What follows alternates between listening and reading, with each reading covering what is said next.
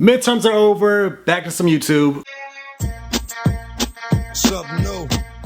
Stop, drop, shut them down, open up shop. Oh, no.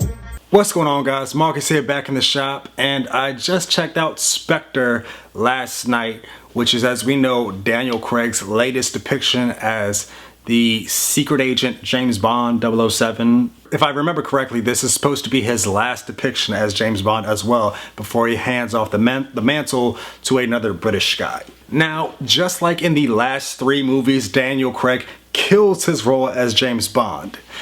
Now, mind you, I'm talking about him as a character kills the role, but the story itself, honestly, I was not that satisfied.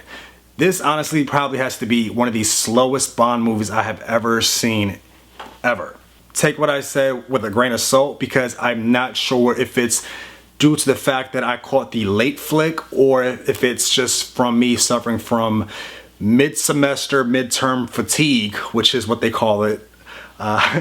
When you're just stressed out after doing all these midterms in your mid-semester of college or whatever. Or it might be a combination of both. Either that or the movie just really is slow. So if you have seen the movie and you do agree with me, then yeah, let me know. But with that being said, I'm not saying it was a horrible movie. That's not what I'm saying at all. It's just not one of my favorites. Now, I will be the first to say I am not the biggest James Bond fan when it comes to his movies. Nothing against the character. I grew up watching the Pierce Brosnan series from GoldenEye and up. I've never actually seen the older movies.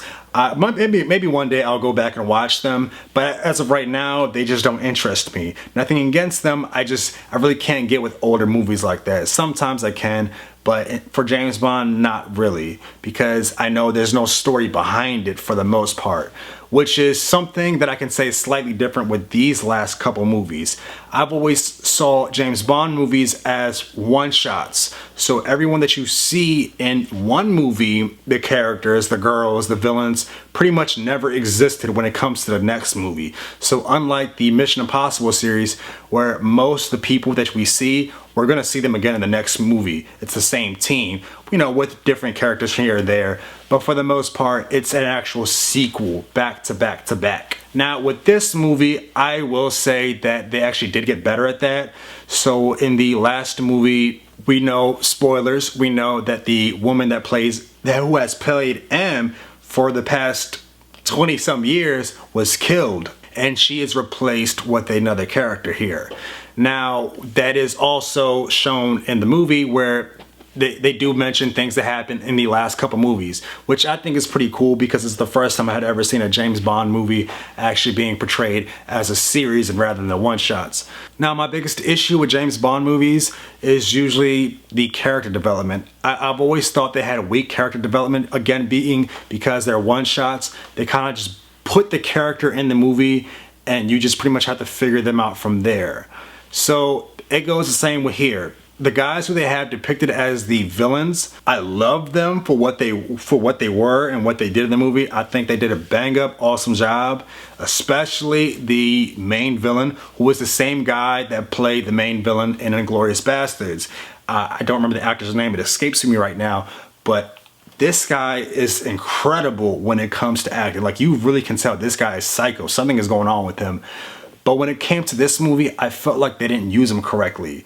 Oh, not to mention, I'm not sure if the villain of this movie, if he's supposed to be depicted from an earlier Bond movie from like way back then or whatever, but this guy like really reminds me of like Dr. Evil, like with the cat and the scar. I won't give any spoilers out, whatever, but it was just, I kept thinking of Dr. Evil every time I saw this guy, and I was just like, nah, come on, man, you're supposed to be better than that.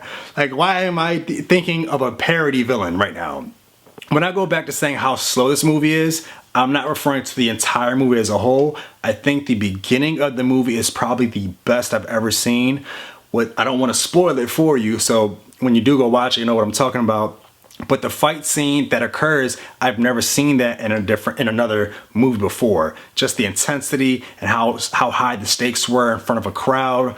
That was pretty awesome.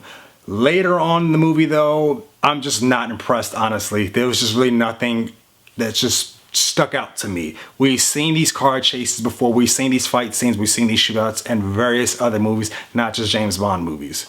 So by the time we got to the villain towards the end, we actually see him open up. I was pretty much already out of the movie. I really didn't care anymore just because of how boring it was to me.